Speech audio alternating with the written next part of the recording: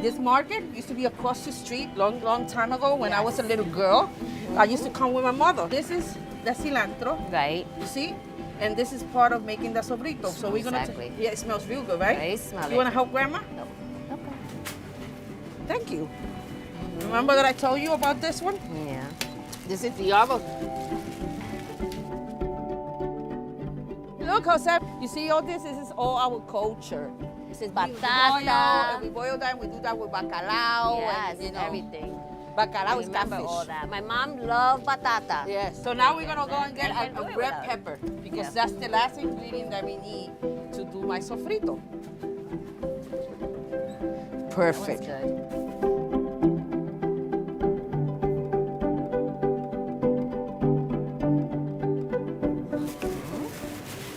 She used to work across the street when she was a little girl. We call her Nena because she was the little girl when we first came in here.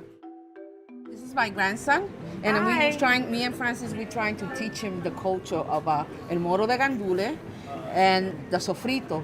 You know that we have an exhibit. You remember Rabonita? Yes, I do.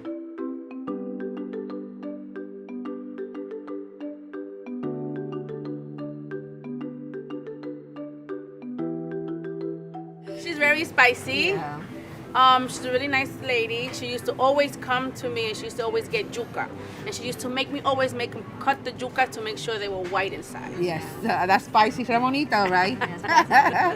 And and you remember my mom when she used to come here also? Oh, yes. Yeah, because this is where we used to come when I was a little girl, and then I used to bring her, and I used to see you, and you and her had such a nice relationship, and she's supposed to get her guandules. Because your mom was a very funny lady. She was, and she made one of the best moro de guandule, and now my sisters say that I make the best moro de guandule out of all of us, and we're 5. So I really love when they come to my house, I make a big pot with moro de guandule, and they love it. And they were like, oh, it tastes just like Mama's. And I'm like, oh, that's See, that's good. tradition. That's That we got to keep teaching our kids the way she's teaching her The way she's grandson. teaching her grandson, yeah, exactly. When my mother came from Puerto Rico, she brought a pilon with her, and this is a pilon. And at that time, there was no technology, no blender or anything like that. We used this to cook. When our parents came to this country, they didn't have much. They were poor, they had a dream. Mine came from Puerto Rico and your grandparents came from DR. The dream was always to go back one day. And unfortunately, like millions of other people that come to this country, their dreams is lost because they set the roots in this country.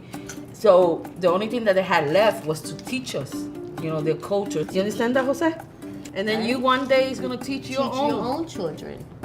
You know how beautiful that is when we're not here? And remember one thing very important.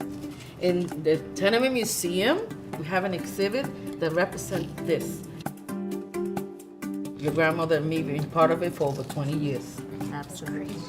It is crazy. What do you think about that? I get to learn my grandmother's way and also how to make food from different cultures, also from your culture.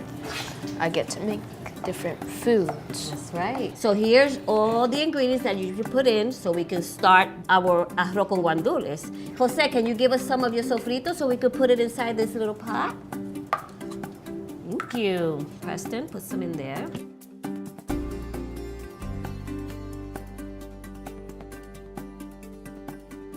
Well, here's my moro de guandule. So here's a spoon for everybody.